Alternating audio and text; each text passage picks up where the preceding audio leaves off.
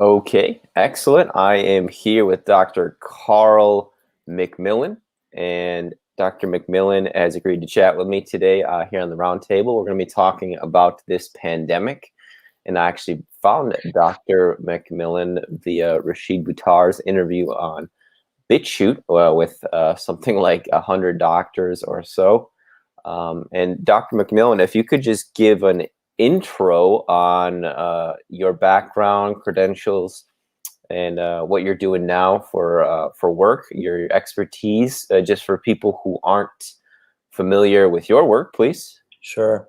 So my name is Carl McMillan. I'm a dentist, a holistic dentist. I practice holistic and biological dentistry in Charlotte, just north of Charlotte, North Carolina, and in Raleigh. Um, and my expertise ranges from all facets of holistic dentistry, but mercury removal, safe mercury removal, cavitations, root canal removal, zirconia implants, and then, of course, your everyday dentistry. Okay, excellent. And how long have you been practicing for, doctor? Been in practice for 31 years, a long time, Oh, wow. and practiced since 1998 as a holistic biological dentist. Okay, okay, excellent. And let's just get into it, sir. What are your thoughts on this pandemic, and how has it affected your own work as far as dentistry, especially down in North Carolina? I don't know anybody down there, so if you want to just give people an idea of that situation there in North Carolina, and then how you kind of see this pandemic and how it's played out. Okay, so here in North Carolina, we have a couple of what's deemed hot spots.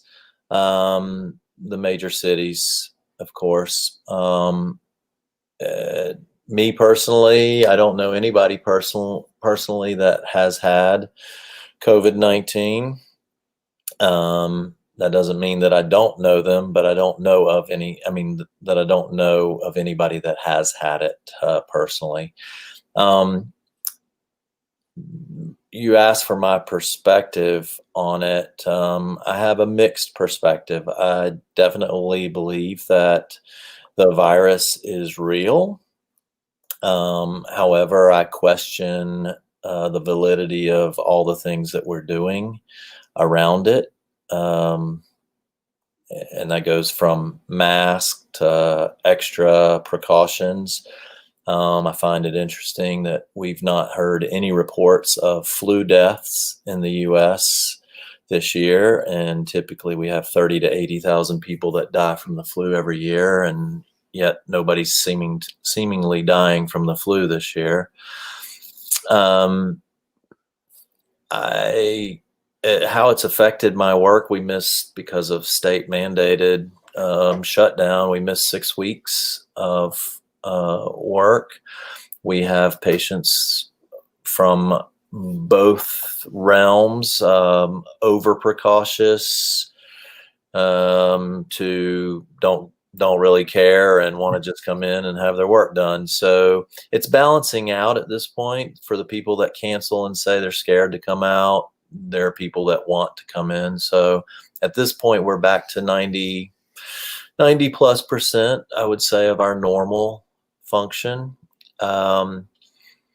We've had to implement a few extra steps to, just to give people peace of mind more than anything. I'm not really sure that they were really necessary with all the things that dentistry in particular has been doing for years and years. Since AIDS came around, we were, using PPE very typically in everyday procedures in the office anyway, and disinfecting surfaces and having disposables and all the things that we're doing now. Dentistry was really doing since the 80s. Mm-hmm. Yeah. And would you say there's a consensus among other dentists you've talked to or people you work with? I would not say that there's a consensus in the general population of dentistry. Now, in the population of the world that I live in, the holistic and biological world, we mainly belong to three groups, and that's the International Academy of Oral Medicine and Toxicology, which I'm currently president of. We're a 1,200 member group, international group. And then the IABDM, International Association of Biological Dentistry and Medicine, and then the Holistic Dental Association. So those groups are really the groups that I belong to and converse with on a regular basis. But I have friends that are in traditional dentistry and medicine, and I'd say that the consensus is not a consensus, that it's scattered all over the place, with what we should be doing, what we shouldn't be doing.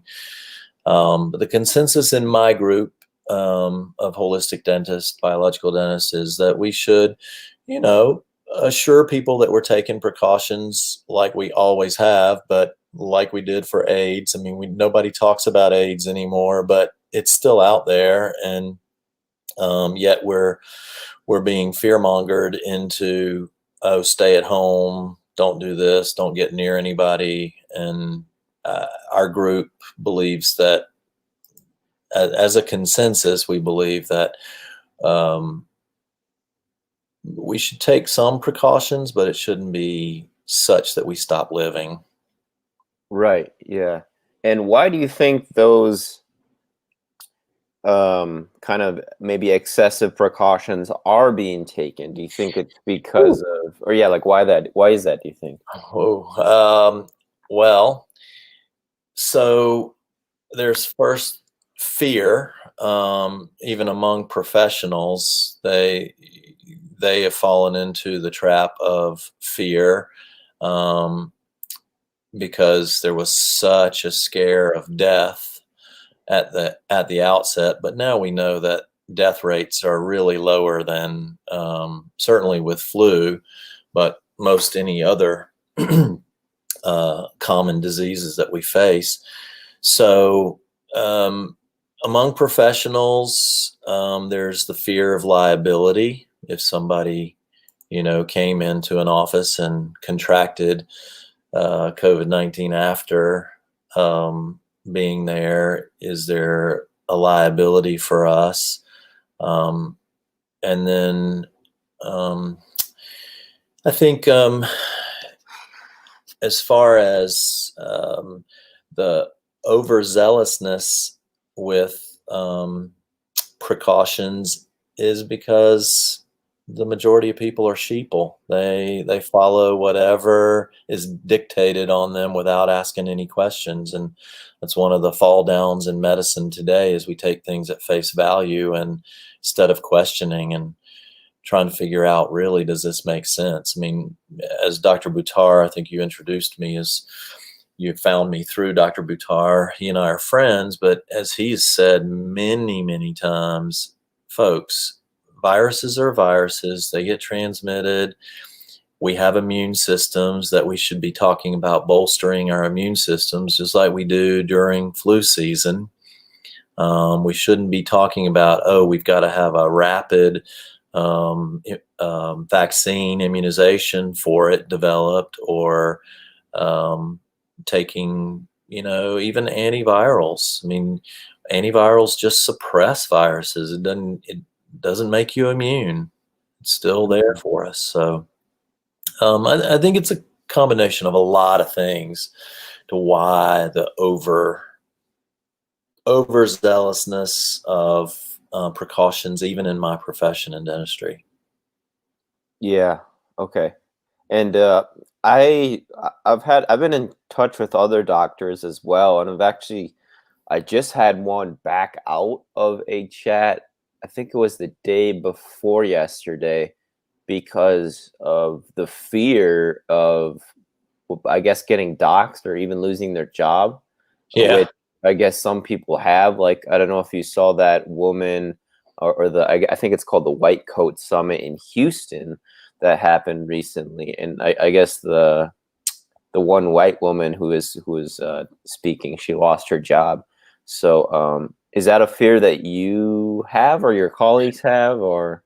I'm sure that it's a fear that that traditional dentists and physicians have. I don't really have that fear. I I mean, we are protecting people, even to an extreme that I don't believe is necessary. But does it hurt anything to overprotect? No, it doesn't, and it doesn't cost that much. It's gotten blown way out of proportion. So I don't have any fear of losing my job because I'm self-employed. But I mean, obviously, my ruling board, the North Carolina Dental Board, if I said something or did something that was out of context of what the general belief and guidelines from CDC and ADA are, then certainly they have the power to censor me or any of my colleagues. So there's always that fear, and there's the fear of being ostracized by our colleagues, and what I do has ostracized me anyway, because the general population of dentists don't believe in what I do. Even And though, what do you do, sir? what's that? And what do you do, sir? Well, the general thing that I do, mercury removal safely, removal of root canal teeth because they're toxic, zirconia implants versus titanium, just non-considered mainstream dentistry. We look for the healthiest options, and most life-promoting options for our patients. Why is that controversial, or why does that kind of bifurcate philosophically among dentists?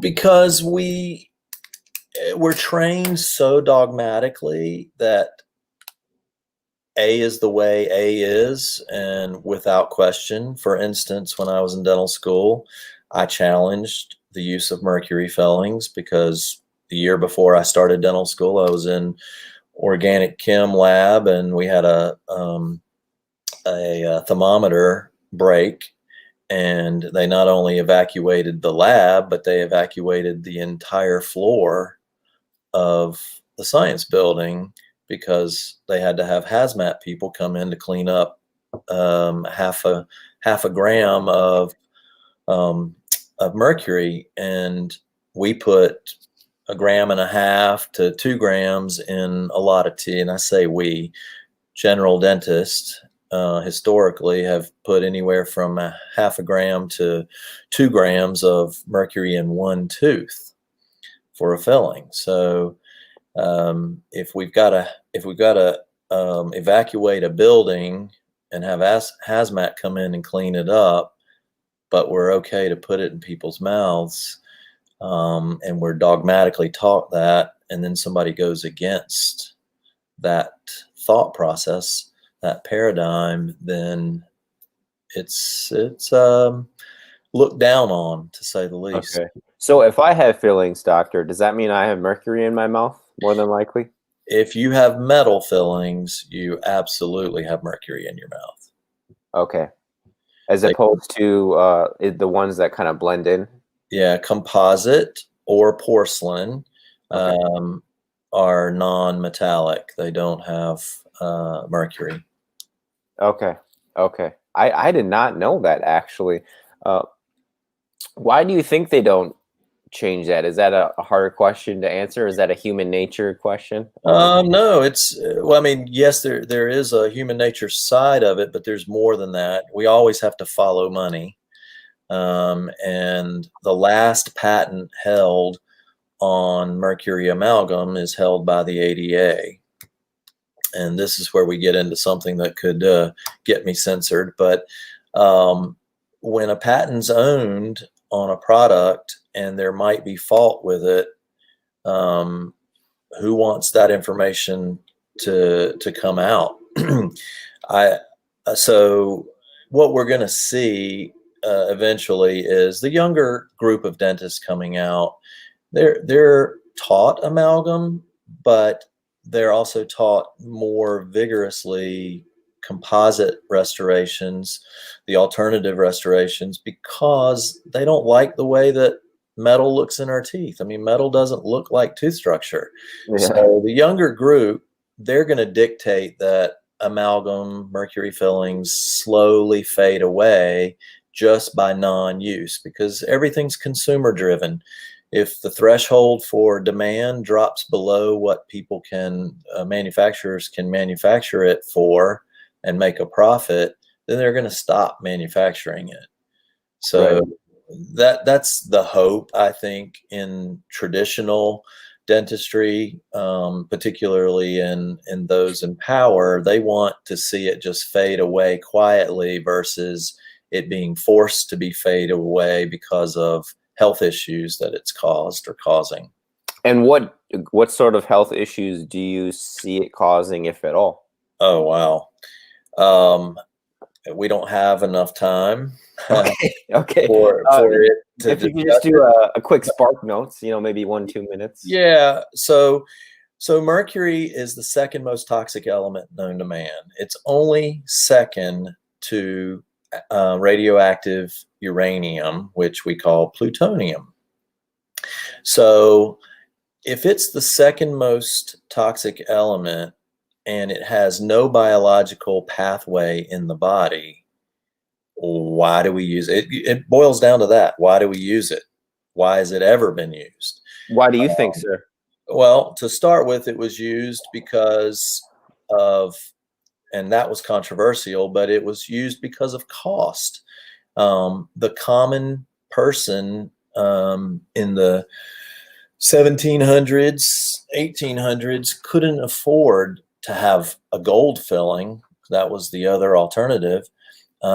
So it allowed common people to be able to get restorations when they got a cavity, and so it got used. But even when it started being used, when it was introduced into the United States by the Crowcore brothers in New York City, there was a group of dentists known as the ASDA, I believe, American Society of Dental, ASDS, American Society of Dental Surgeons.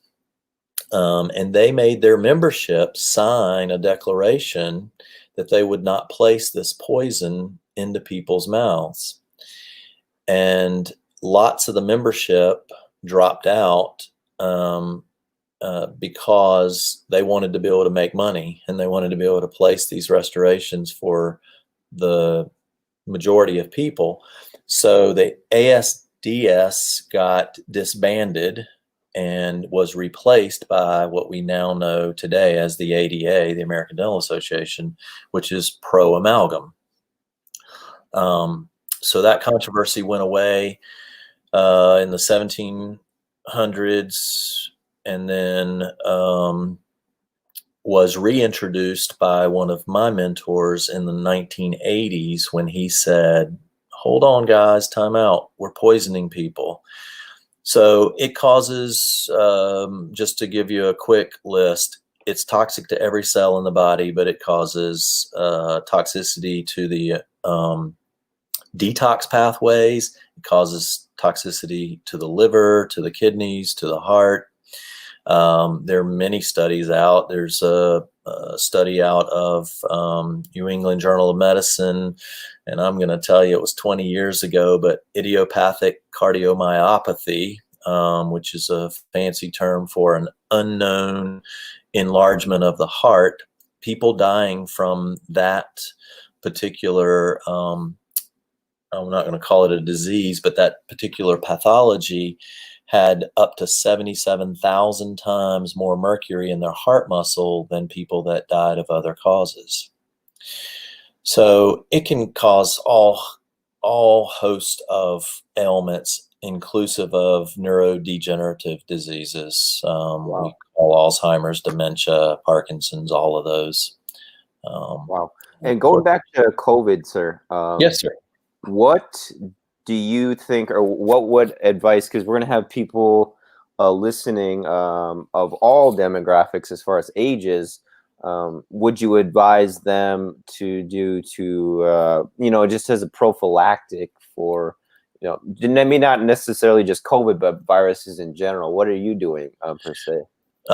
So during flu season for years, and flu season is viral season, by the way, it's the most common viral season.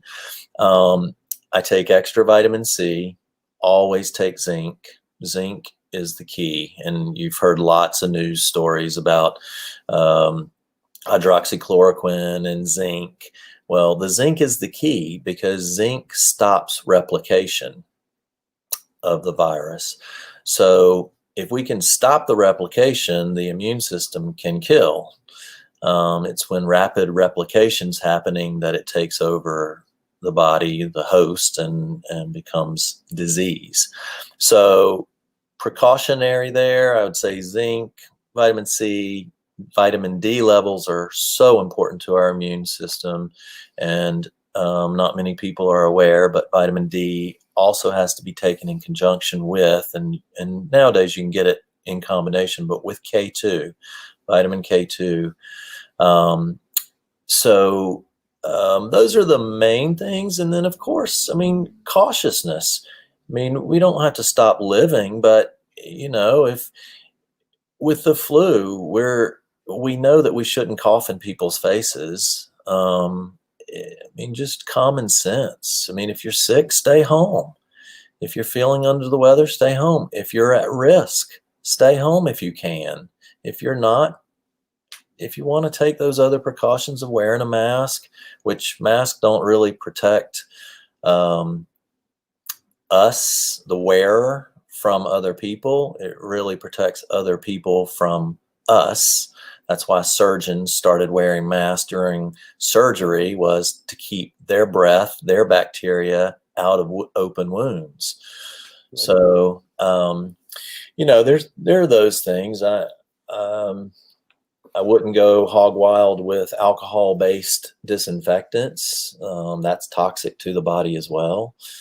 Okay, so, even over the skin. Yeah, absolutely. The skin is the most absorptive organ that we have. So, where does it go when it dries on the skin? It gets absorbed and goes into the body. And why wouldn't you recommend of going overboard with that? And then what would be the alternative? Yeah. So why not go overboard? Because ultimately it has a cumulative effect, just like drinking ethyl alcohol, any kind of hard liquor or beer or whatever. You can consume too much and it will override your body's ability to detox it, and you get sick or pass out and so forth. Well, methyl alcohol, wood-based alcohol, is what most of those hand sanitizers are made from, and it's toxic to the body. So it's toxic to the liver. You absorb, we're telling people to lather up all the time, wash your hands continuously. Well, A, it's toxic, but B, it kills good bugs as well. So we're killing our normal flora that compete with bad flora. So those are my main reasons. Okay. The alternative would be something natural, like a nascent iodine or a molecular iodine that has been proven to kill SARS virus in 15 seconds or less. And it has a substantiative property, which means that it sticks to the skin and stays active for 6 to 12 hours, where that alcohol is absorbed within a couple minutes into the body. And where can you get Nation Iodine? Can you get it online? You can get it online, and there's a company in South Florida called Iotech International. They have a consumer side of their website where you can order molecular iodine, which is edible. But their tests have proven that it kills SARS virus in 15 seconds. Oh, wow. And that's what you use, Dr. It McMillan? is. It's what we use in our office and what we use personally. Okay. Okay. And then would you recommend just regular hand soap washing too? Is that okay? Absolutely. Yeah. Absolutely. Regular hand soap and water, but not excessively. I mean, if you've been somewhere and been exposed, then sure. Okay. And so you mentioned vitamin K. It was K2 you said as K2. well. Yes. Can you get that outside of just taking a vitamin? Can you get it Yes. naturally? Butter Butter? and Okay. deep leafy greens, Okay. some red meats. Okay. Okay, excellent. And going back to COVID a bit, well, just to, I guess, to put the the icing on the cake, so to speak. Any other general recommendations that we haven't gone over for the general population as far as prophylactic? Yeah, I would make a big recommendation that they not wear masks when they're not around other people. Rebreathing. I see people every day in their cars with masks on. Rebreathing your carbon dioxide that you're exhaling is not healthy. Your oxygen level drops to critical levels within about 10 minutes of wearing a mask. So wearing it the whole time you're out and about doing whatever, shopping or whatever, is not something I would advise. Now, if you feel like you're at risk or you want to protect yourself and you're around a group of people, sure, wear it. But as soon as you're away from people, get it off. Breathe air. Okay. And do you think that the election is having a large effect on this situation? Yes, I do. I've joked and said that I believe that COVID will mysteriously fade after November 3rd. I do believe that the election, and not just the election, I believe that the boy, I got to pick my words here carefully. That the current opposition to the administration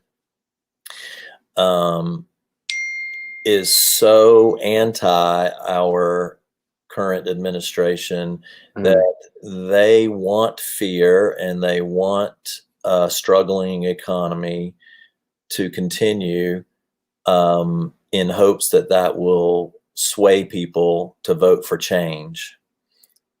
Okay. And do you think that if Miss Clinton won in 2016, we would be in this situation?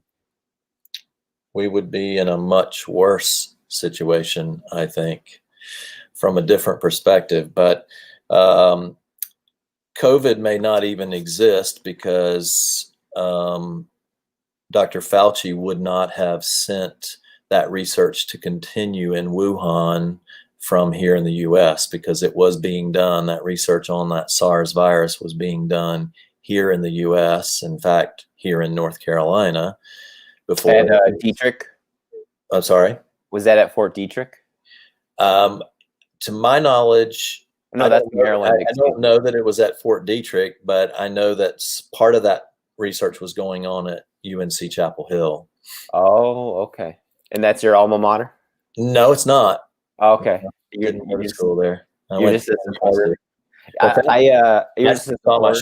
Yeah, I'm a supporter for sure. Okay. I'm wearing, kind of UNC blue, but yeah, I saw that. We got a question here, Doctor, from Cynthia. She says, do you recommend Nanosilver? So, yeah, I mean, it depends on the quality of the Nanosilver. Colloidal silver as a whole is a great prevention, ongoing, but the quality of it has to be very, very good. So the sourcing of it's important. There is new research and new silver out called pico or pico silver. It's just even a smaller particle size, and quite can be quite beneficial to aid the body. It's it's a tough subject to discuss just generally, but yes, I like silver in applications. In fact, we soak gauze when we do surgery. We soak it in silver, in colloidal silver, and pack our wounds with it. Wow. Okay.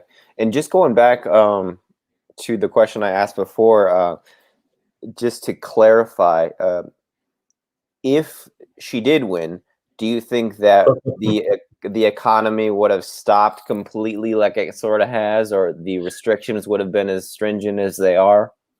And with COVID still being the same, Yes, sir.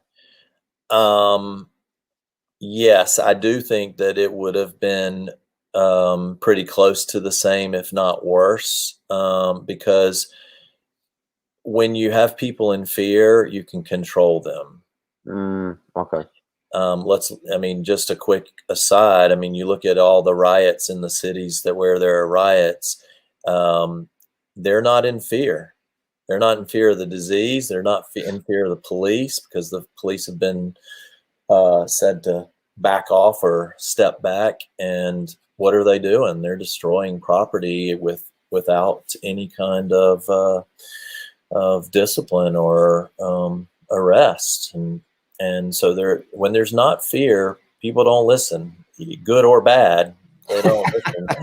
And so one of the parts, the hidden parts of that platform that you're speaking of, is keeping people in fear, inclusive of inner city people. Unfortunately, they've been controlled and kept in fear and kept in a state of need, which keeps them voting for those same people that keep them there. Okay. Got another question here, Doctor, from Venus. She says, do you recommend DMSO? DMSO. Depends on what it's being recommended for. It's a great carrier for getting things into tissue. So yes, I do recommend it for certain things, but we have to be careful with what I say here of, do I just carte blanche recommend it? I wouldn't recommend it without somebody knowing what they're using it for. Okay. Okay. Gotcha. But it's a great carrier for medicines to get into tissue if you're trying to drive things into tissue. Okay. I had a couple questions about your profession, but before we get into that, is there anything else you would like people to know about this virus, and as it pertains to the science or the political situation? Yeah. Gosh. Again, we could talk all day just on the virus and on the science part of it. The science is still, there's no consensus on a true consensus on what should be done or what treatments should be used. What we do know is that it is mainly a lower respiratory attack causing inflammation in the lungs. And between me and your listeners, putting people on a ventilator is what killed most of those people. Putting pressure into something that is already highly inflamed makes it more inflamed. If they'd have just been put on slow infused oxygen, with no ventilator, and of course with some other treatments, they would have fared better. The numbers would have even been better. What was the other second part of your question? Just any science or political things you want to know just about the whole situation we're in. Well, I think the political side of things is such a charged topic that we just have to keep in mind that no matter what side people are on, there's an agenda. And when there's an agenda, people will do almost anything. Yeah. Okay. Thank you, Doc. Mm-hmm. And I wanted to ask some questions for young people who may be interested in becoming a dentist. Do you have any advice for people like that? Maybe things you wish you knew, or things about your profession that you want people to know before they do enter into dentistry school? Or Yeah. that path? Yeah. So I didn't know I was going to go to dental school, even as far into college as my second year. I didn't know that I was going to go to dental school. But the one most important thing that I think about dentistry is that we should be people. Love being around people, love conversing with people. In the kind of dentistry that I practice, I don't see 40 patients a day. I see 4 or 5 maybe, some days less. It's about spending time with people and knowing them and learning what it is they desire, and how I can help them, what's going on in their mouth and what's going on in their body, thus holistic. What's the connection, if any? And so I would encourage young people that are interested to really seek out dentists that they would like to shadow, or observe work to see if it's something they're interested in and if they like people that much. Just a quick aside, I have a son that thought he was going to go to dental school, and I knew he didn't like people that much. Um, and he's brilliant. He's a biochemist. He's a smart guy, but he does not like people. And he decided at the 11th hour that it wasn't for him. He just didn't think he could spend every day talking to people. Yeah. So I think it's important that people love people to be in the healthcare industry. If they don't, they're the sad stories that we hear, that people are miserable in their jobs. Yeah. Yeah, and I love that idea of holistic kind of looking at things, because I've had multiple experiences with doctors, and where it's just like they're either very arrogant or just very kind of close-minded in a way that, like, they only look at it through one micro lens, right, as opposed to the macro Yeah. situation. Which Yeah. And I had this roommate in college, and he was kind of critical of me because he was like, "Well, you're not a doctor," and I was like, "Well, I know that, but I understand my body, I know what feels good to me, right?" And so I've had situations where doctors' advice is just wrong, and Right. that's hard for people to grasp, that someone in that sort of authority position, right, could be wrong. Yeah. For you. So Yeah. Well, I think doctors are human beings. There's no way for any of us to know everything. I think you and I know the most about our own bodies. We should. There's a book written by a guy. I mean, I know him. Jordan Rubin is his name, but he wrote a book called "Patient Heal Thyself." Probably a decade and a half ago, maybe. But basically, he went through his journey through doctors and never got answers, and he finally just had to do enough research on his own to where he figured out what his body was telling him, and he started treating it as such, and he healed himself from a pretty serious disease process. And anyway, I think we should all be our own physicians. We should hire, licensed physicians to help us. But if the physician says something to you, it just doesn't resonate, listen to that inner voice. That inner voice knows so much more than that physician could ever know. Mm-hmm. Yeah. And you brought up that book, and I will list that in the comments. Do you have any other books that really affected your consciousness that you would like to recommend? Well, my favorite book all times is a book written by James Allen, and it's called "As a Man Thinketh." Okay. Um, I've heard of and it. I haven't read it yeah, yet. yeah, I'll read you. I've got a big plaque in my office, a big board that we put my favorite quote out of it in there. I'll read it to you right now. It says, "Mind is the master power that molds and makes, and man is mind, and evermore he takes the tool of thought, and shaping what he wills, brings forth 1,000 joys, 1,000 ills. He thinks in secret, and it comes to pass. Environment is but his looking glass." Oh, I like that. He thinks in Yeah, secret and it comes to pass. Wow. yeah, I'll have to check that out. it's a great book. Yeah. It was written in the, I want to say the 20s or the 30s, 1920s or 30s. But so there's that. My mentor wrote several books. It's All in Your Head, by Hal Huggins.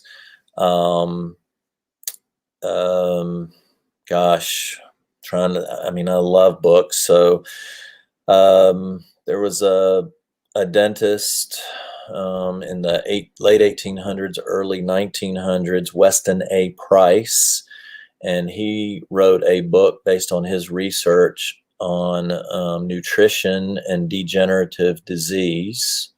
It's one of my favorites. There's a whole bunch, but holistically, and holistic to me means so much more than some people poo-poo that and say that it's just a term, but I don't ever sit down with a patient and look at their teeth first. I talk to them about what's going on in their body, what they feel, what they think is going on, what kind of symptoms they have, because diseases are just named for the part of the body typically that's affected. They're not named for what the cause is. I mean, we call scurvy, for instance, it's a vitamin C deficiency, but Mhm. um, it's scurvy is named because of bleeding, and it's lack of integrity in blood vessels because of loss of vitamin C. Um, so anyway, we have to get to the cause of things, not just say, "Oh, you got a hole in that tooth. We need to drill it out and fix it." Why do you have a hole in that tooth? And it's typically not because somebody doesn't stand close enough to their toothbrush.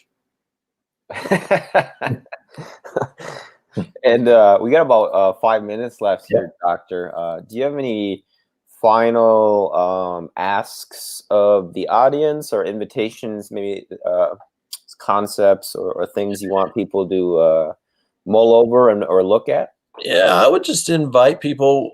I helped write a scientific review of the COVID literature we started it in March, April, but it's posted on the IAOMT.org website. There's a review of 91 COVID articles there that we reviewed and summarized, basically. Um, I'm sorry, I got off on that, and I want to make sure that I answer your question. Can you repeat? Yeah, I was just wondering if you have any final asks of the audience or invitations for people to look at things Yeah, that you think are important. yeah. So I would look at that, and then I would look at always question money trails. These vaccines that are being proposed for COVID. Be careful. Watch where the money goes, and know that vaccine manufacturers are they're exempt from being sued. So no matter what harm is done, you have to try to get money out of the government fund that was set up, but it's next to impossible. It's harder than beating an impeachment proceeding in the Senate, as our president did, but it's harder than that to get funds from that fund that was set up for damage done by vaccines. I'd encourage people to look up Andy Wakefield. Dr. Andrew Wakefield, Rashid Buttar. I would encourage people to question everything. Even I tell patients, don't believe me. Look it up, read, learn, trust your inner voice. If your inner voice resonates with what I'm telling you, great, let's move forward. But if it doesn't, run. Okay, excellent, doctor. And before we sign off here, well, first, could you send me the link to those summaries that you did with your of Sure. all the COVID Sure. articles? Okay, Sure. and I will link that in the description box. And then, do you are you on social media? Do you have? We'll get a question here from Quadrex. Are you on Twitter or anything like that? I am not. You're not. Okay. Unfortunately, I don't want Big Brother following me with everything I do. So Okay. I am on. I've just joined Parlor, and I'm checking that out. Do you know Parlor? Yep. I joined it. I haven't logged on. I'm not on as much as I would like to be. I'm on Twitter a lot, but if you want to send me that, I can. If you're comfortable with it, I can put it in the description box as well. Sure. Okay. Excellent. Awesome. Well, thank you so much, Dr. McMillan, for chatting with me today. I really do want to extend my gratitude for that. It seems like the people listening have really got a lot out of it, and hopefully, any young people who are thinking about dentistry get something out of this conversation. Sure. Too. So I just wanted to thank you again for that. Sure. Thanks for having me. And if you want to chat again, let me know. Oh, I would love to, doctor. I would love to. Yeah, let's do it again sometime, whenever you have time. So thank you everybody for listening, and we'll try to get them on again, Cynthia. And stay frosty, people, and stay well read. And until